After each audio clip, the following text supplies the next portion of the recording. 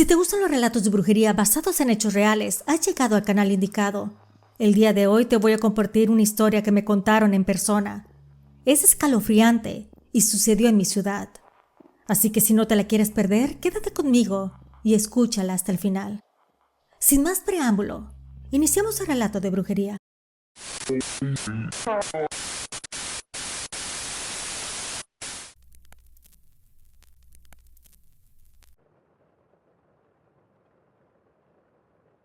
La siguiente historia me sucedió cuando trabajaba como guardia de seguridad en un hospital muy conocido de la ciudad.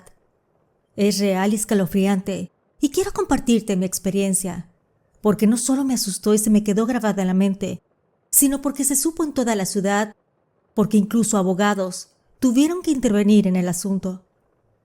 Para iniciar, quiero decirte que desde pequeña veo cosas que nadie más ve. Veo espíritus y hasta se pueden meter en mí.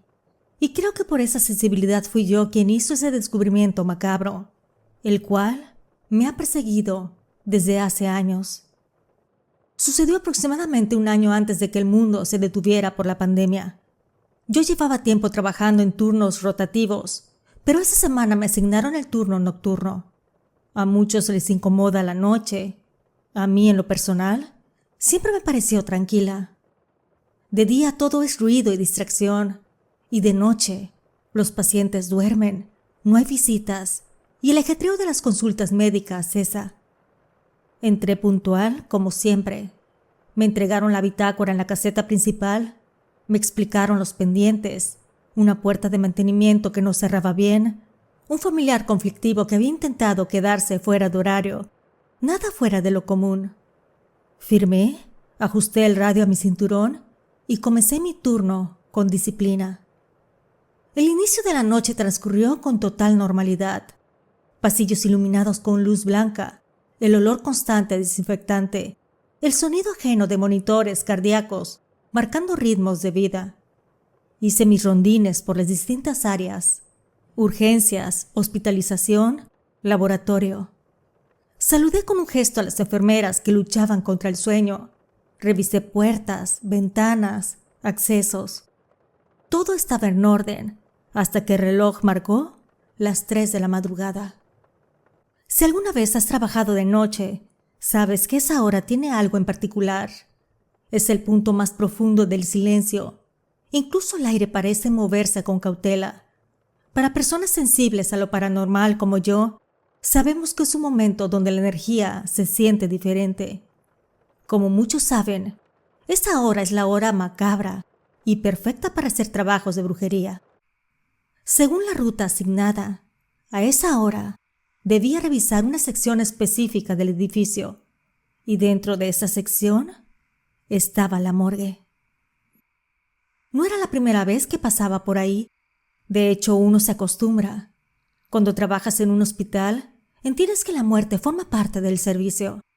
Hay respeto, protocolos, puertas cerradas con llave y registros estrictos. Sabía que existían historias de fantasmas como la de la niña en el baño del estacionamiento, o de personas que deambulan como si estuvieran vivos porque no saben que han fallecido. No obstante, como estoy acostumbrada a todo eso, evito ponerles demasiada atención. Caminé por el pasillo que llevaba a esa área. A medida que avanzaba, el hospital parecía quedarse atrás. Las luces eran más tenues y el eco de mis pasos más marcado. Revisé primero el almacén contiguo. Estaba cerrado. Luego el cuarto de limpieza, sin novedad. Antes de entrar a la morgue, decidí salir por la puerta lateral que daba al estacionamiento. Encendí un cigarro. Antes fumaba, sin embargo, no lo hacía sola, y mucho menos de madrugada. Pero esa vez sentí la urgencia de hacerlo, como si mi cuerpo intuyera que algo malo pasaría y me preparaba de alguna manera con anticipación, para que el susto no me diera un infarto. A los 5 minutos apagué el cigarro y regresé al interior. El silencio era más profundo que antes. No había médicos de guardia en esa sección, ni camilleros, ni personal de limpieza. Solo yo, mi linterna colgando del cinturón y el sonido leve del sistema de ventilación. Finalmente me detuve frente a la puerta metálica de la morgue. Y entonces lo escuché. Un golpe metálico. Me quedé inmóvil. Pensé que era mi imaginación. Y entonces escuché otro más. Y luego el tercero. Eran 3 sonidos débiles, pero perfectamente audibles. No era el crujido de una estructura vieja, ni el ruido distante de alguna tubería. Venían de dentro de la morgue. Estaba sola, completamente sola, y era mi trabajo entrar para investigar. Así que me armé de valor y lo hice. Sentí el corazón acelerarse con una fuerza incómoda.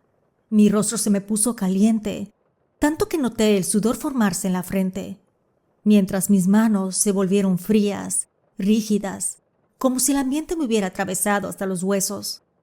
Es extraño cómo el cuerpo reacciona antes que la razón. Esperé unos segundos y luego empujé la puerta con cuidado. Entré con sigilo a aquella habitación amplia y fría. El espacio era lo suficientemente grande como para albergar 2 áreas de autopsia perfectamente delimitadas. Mesas de acero inoxidable, instrumental ordenado y al fondo, una pared completa con varios cajones metálicos donde los cuerpos sin vida yacían, alineados, esperando el procedimiento correspondiente. Todo estaba en penumbra. Entonces volvió a escucharse de nuevo. 2 golpes más, débiles pero claros.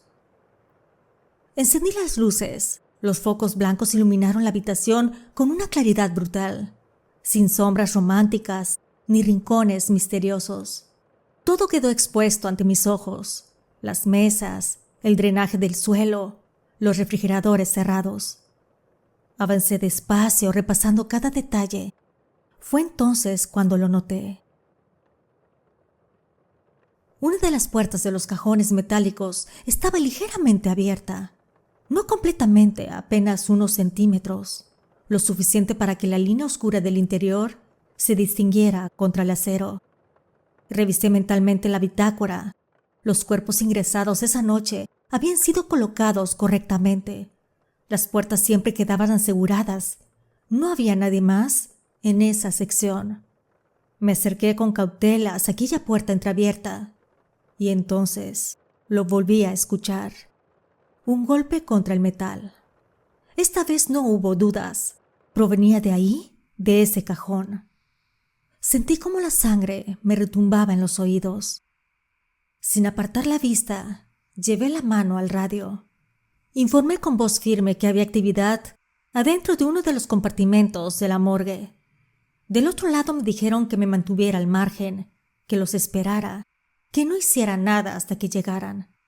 Pero en ese mismo instante, como si mi voz hubiera provocado algo, los golpes regresaron. Eran más insistentes. Ya no eran sonidos aislados. Era un llamado para pedir ayuda. Me quedé congelada un segundo que me pareció eterno. Tenía 2 opciones. Podía obedecer y esperar o verificar. Y en un hospital, cuando existe la mínima posibilidad de que alguien estuviera con vida y necesitaba ayuda, no hay espacio para la indecisión. Así que apreté de nuevo la radio. Informé que iba a revisar porque los golpes eran constantes y no podía descartar que se tratara de un grave error. Del otro lado insistieron en que aguardara, que ya venían en camino, pero justo cuando terminé de hablar, el metal volvió a retumbar con más fuerza, como si quien estuviera dentro hubiera reunido las últimas energías para hacerse notar. Sentí que si esperaba un minuto más podría ser demasiado tarde.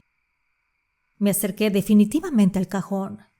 El frío que salía de la rendija era cortante, me entumía los dedos.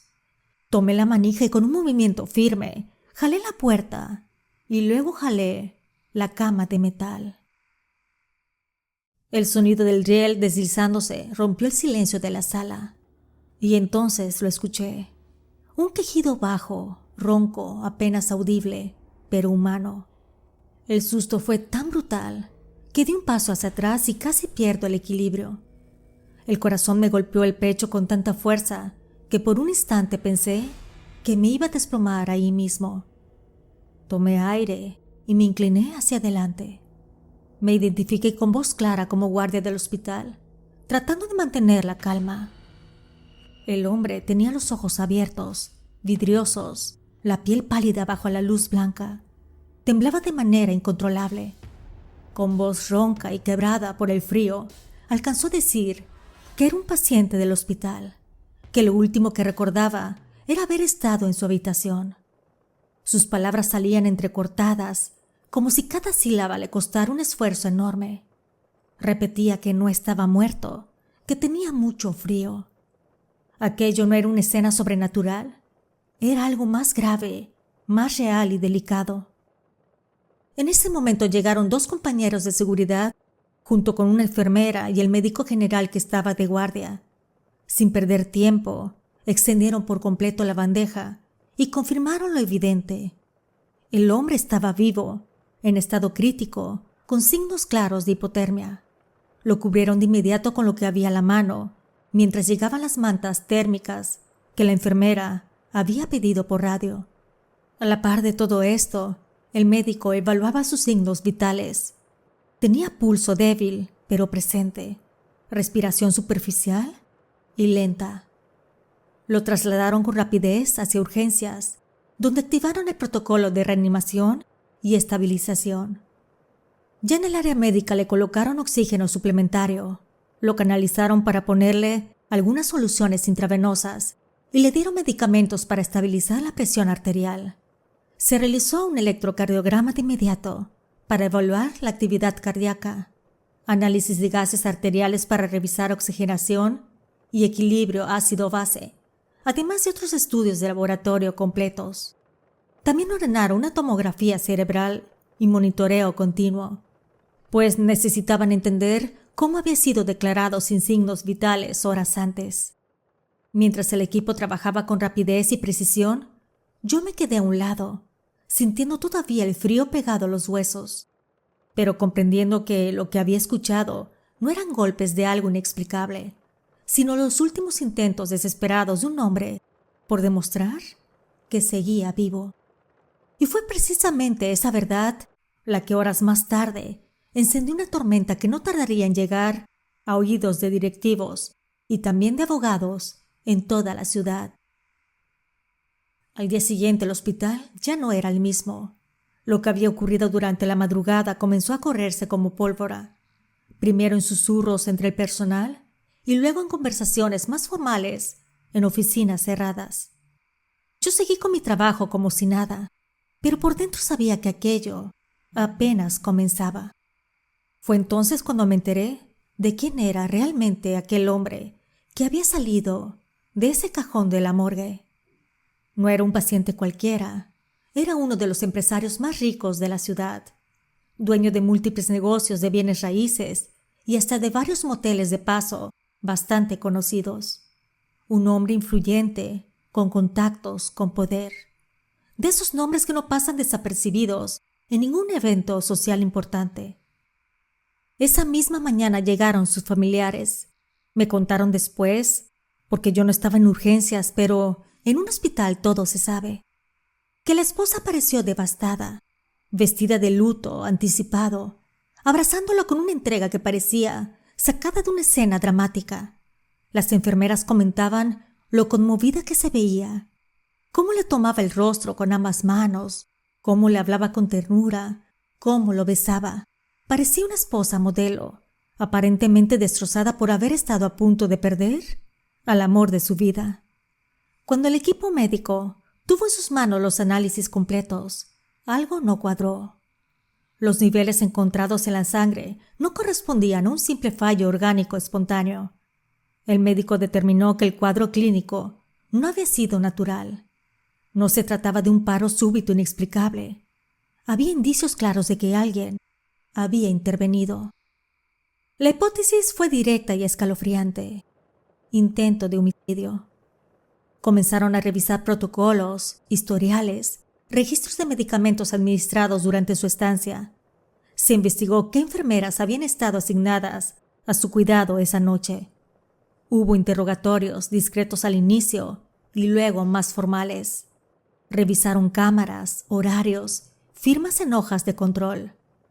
Poco a poco las piezas comenzaron a acomodarse. Una enfermera había administrado un medicamento que no estaba indicado en la dosis ni en el momento en que fue aplicado. Era un fármaco capaz de desacelerar peligrosamente el ritmo cardíaco. La intención era clara: provocar un paro que pareciera natural.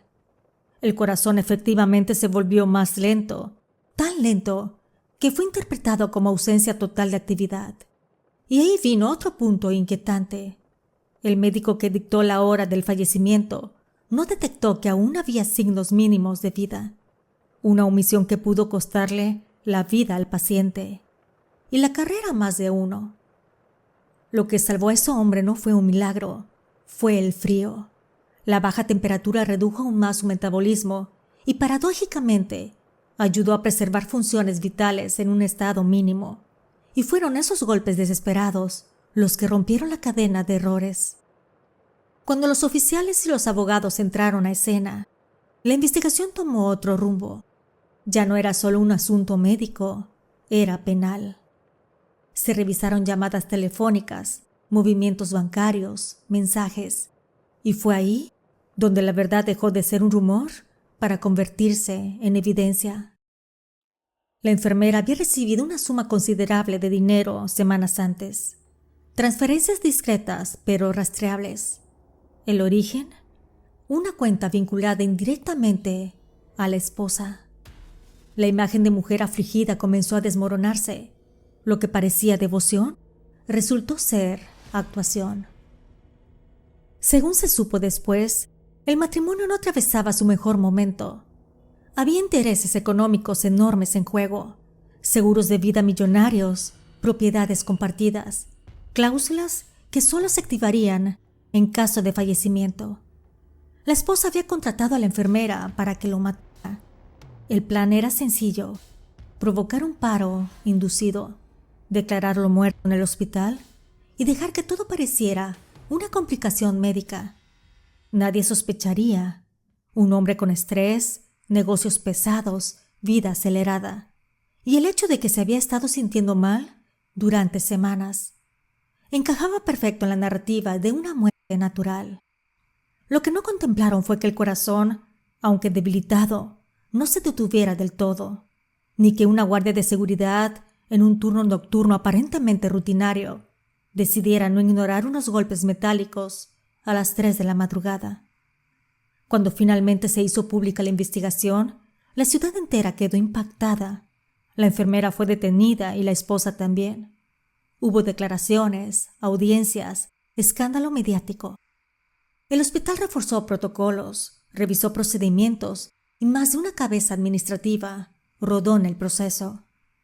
Yo sé lo que estás pensando, Dillian. ¿Y la brujería dónde entra en todo esto? Créeme, entra. Y entra de una manera que, aunque suene increíble, terminó formando parte del expediente extraoficial que circuló entre policías, abogados y hasta periodistas curiosos. La realidad es que el hombre llevaba semanas enfermo, semanas de síntomas extraños que ningún especialista lograba explicar del todo. Primero fue el cansancio, un agotamiento profundo, desproporcionado para alguien acostumbrado a jornadas pesadas de trabajo. Luego comenzaron los dolores de cabeza constantes, una presión en el pecho que aparecía y desaparecía, sin patrón claro. Después vinieron los desmayos leves, la pérdida de apetito y un insomnio insoportable. Los médicos hablaban de estrés, de hipertensión mal controlada, de sobrecarga laboral. Nada fuera del libreto moderno, pero los estudios no cuadraban del todo. Sus niveles eran inestables de un día para otro. A veces parecía mejorar y de pronto, sin razón médica evidente, volvía a empeorar.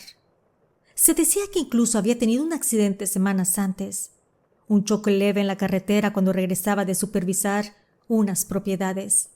Nada grave en apariencia, pero quienes lo conocían aseguraban que no era propio de él distraerse al volante. Según contaron después, dijo haber sentido un mareo repentino, una visión borrosa como si algo le hubiera nublado los sentidos, y perdió el control por unos segundos. El auto terminó impactándose contra la barrera lateral. Salió con golpes menores, pero desde entonces su salud se deterioró más rápido. En ese momento nadie habló de nada extraño, hasta que las investigaciones avanzaron. Cuando los oficiales revisaron los movimientos de la esposa, descubrieron un detalle que llamó la atención. Un viaje discreto semanas antes de que comenzaran los síntomas más severos. Un viaje a Catemaco. Para quien no lo sepa, ese lugar no es famoso solo por su laguna y su paisaje. Es conocido desde hace generaciones por prácticas esotéricas, limpias, trabajos espirituales y rituales de todo tipo. Hay quienes lo ven como tradición cultural, otros lo consideran simple sugestión colectiva. Pero en la investigación, ese viaje no encajaba con ningún asunto empresarial ni familiar. La esposa había ido sola. Se hospedó apenas 2 noches y regresó sin comentarlo con nadie. Cuando le interrogaron, dijo que había sido un retiro espiritual, una forma de buscar paz ante los problemas matrimoniales. Pero conforme revisaron sus mensajes y llamadas, apareció el contacto de una persona identificada en la región por realizar trabajos de brujería muy fuertes. No limpias sencillas, no amuletos para la suerte. Trabajos dirigidos, específicos y mortales. Según lo que salió a la luz más tarde, la intención inicial no era matarlo de inmediato. Era debilitarlo, enfermarlo poco a poco, que su cuerpo se desgastara, que su ánimo decayera, que pareciera víctima de su propio ritmo de vida. Una muerte lenta, natural en apariencia. Y aquí es donde lo inquietante empieza a tomar forma. Personas cercanas al empresario declararon que antes de enfermar era un hombre enérgico, dominante, de carácter firme. Pero tras ese viaje comenzó a cambiar. Se volvía irritable sin razón, tenía episodios de ansiedad, decía sentir una opresión en el pecho por las noches, como si algo se le sentara encima. Soñaba con agua oscura, con manos que lo jalaban hacia abajo, que despertaba sudando frío. Hubo días en los que aseguraba escuchar golpes en las paredes de su habitación cuando intentaba dormir. Otros en los que juraba que alguien lo observaba desde el pasillo. La familia atribuía todo el estrés, pero una empleada doméstica, según su testimonio, dijo algo que pocos tomaron en serio al principio, que encontró debajo de la cama matrimonial un pequeño envoltorio con tierra de panteón, con hilos rojos y una fotografía doblada del empresario. Cuando lo comentó, la esposa la corrió esa misma semana. En el hospital, mientras estuvo ingresado antes del intento final, presentó síntomas difíciles de encasillar, picos de presión sin causa clara, descensos bruscos del ritmo cardíaco, sudoración nocturna extrema.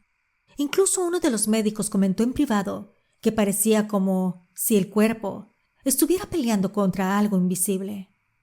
Cuando finalmente se destapó el intento de homicidio por vía médica, la parte racional del caso quedó clara. Una enfermera comprada, un medicamento para desacelerar el corazón, una declaración de muerte prematura. Eso está en los documentos oficiales, pero el trasfondo era otro. Lo cierto es que el empresario comenzó a mejorar lentamente después de que se hizo público el caso y su esposa fuera detenida. Su recuperación no fue inmediata, pero los síntomas extraños disminuyeron. El insomnio cedió, las opresiones nocturnas desaparecieron y su ritmo cardíaco se estabilizó sin necesidad de fármacos extremos. Algunos dirán que fue porque cesó el estrés, otros dirán que simplemente recibió el tratamiento adecuado a tiempo. Pero entre el personal del hospital, más de uno comentó en voz baja que parecía como si al retirarse su esposa del entorno, algo se hubiera roto o liberado. Es curioso cómo a veces el mal no entra de golpe.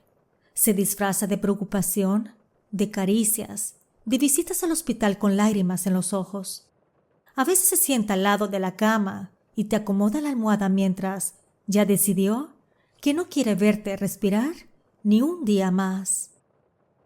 Lo que más me impacta al recordar todo esto no son los rituales ni los viajes, es la paciencia, la frialdad de planear primero un desgaste invisible y luego un remate clínico, una combinación de superstición y cálculo.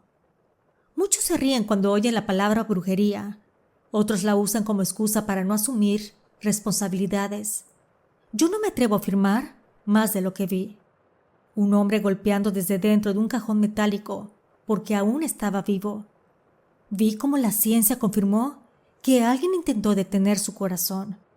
Y supe que, semanas antes, alguien había viajado con la intención clara de debilitarlo por medios que no se enseñan en ninguna facultad de medicina. El empresario sobrevivió, contra todo pronóstico. Salió caminando de un intento doble de homicidio. El médico y el que nadie quiso poner por escrito. El hombre cambió su testamento casi de inmediato, reorganizó sus negocios y, según supe después, se volvió una persona mucho más reservada. Dicen que vendió algunas propiedades, que puso candados legales donde antes había confianza ciega y que empezó a rodearse de solo de un círculo mínimo de personas. También supe que mandó a bendecir su casa, que retiró objetos que no le daban buena espina y que rompió todo vínculo con cualquiera que le pareciera dudoso. Cuando alguien ha sentido el frío de la morgue en la piel sin estar muerto, aprende rápido. Yo, por mi parte, me quedé con algo más profundo que el susto. Sigo creyendo que no hay casualidades, que aquella madrugada me tocara exactamente ese rondín, que decidiera fumar antes de entrar, que escuchara los golpes y que no los confundiera con ruidos típicos de un hospital. Todo encajó con una precisión inquietante. Pude haber esperado a que llegaran mis compañeros, pude haber pensado que era sugestión, pude haber hecho lo fácil, pero algo dentro de mí supo que no debía ignorarlo. Hay momentos en la vida que uno elige quién es en verdad. Esa noche elegí cumplir con mi deber, aunque el miedo me estuviera mordiendo los talones. Y gracias a eso, un hombre salió vivo de un cajón metálico y una verdad oscura quedó al descubierto. Con el tiempo entendí algo que antes me parecía exagerado. El mal no siempre se presenta con ruido y dramatismo. A veces trabaja en silencio, con paciencia, disfrazado de amor y de preocupación. Cada vez que paso por un pasillo en silencio recuerdo aquellos golpes, no como algo paranormal, sino como el recordatorio de que hay que estar atentos, de que la disciplina salva, de que el carácter importa y de que cuando la conciencia te dice revisa, más vale obedecer. Porque esa madrugada no solo escuché a un hombre pidiendo ayuda, escuché la verdad golpeando para salir. Querida familia, si te ha agradado este relato, me encantaría que me lo cuentes en los comentarios. Si me escuchas por YouTube, regálame tu like y hypea el video. Y si me escuchas desde Spotify, califícame con 5 estrellas. Nos vemos en el próximo episodio porque aquí la brujería existe y yo te lo cuento.